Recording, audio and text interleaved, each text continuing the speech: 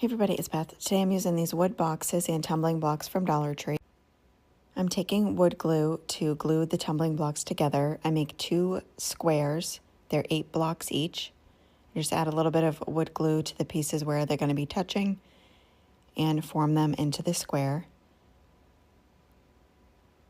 Once I have them completely formed, I'm going to use some masking tape to hold them together while that glue sets.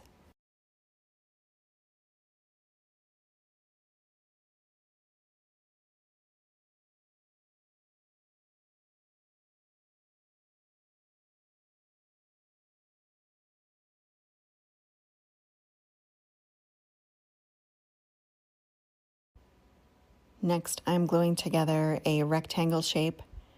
There's 10 blocks on that one, 2 on the ends and then 3 on the sides. Again, using the wood glue and the masking tape to hold them together. I set those aside and let them dry for about half an hour before I work with them again. And then I'm taking the boxes, they're about 4 3/4. I paint those entirely with Plaster colored chalk paint, and that's by Waverly. After the glue set on the blocks for about 30 minutes, I remove the tape and paint them with black acrylic paint. I give them full coverage.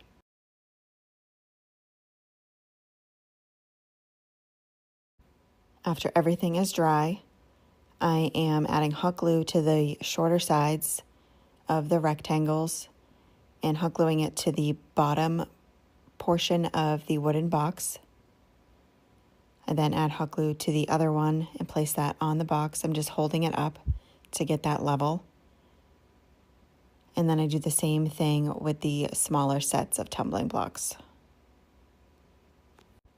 These are really easy to make and you can decorate them in so many different ways. I just added some eucalyptus picks. I thought the green looked really pretty against the black and white. And that is it for this project. Thank you so much for watching.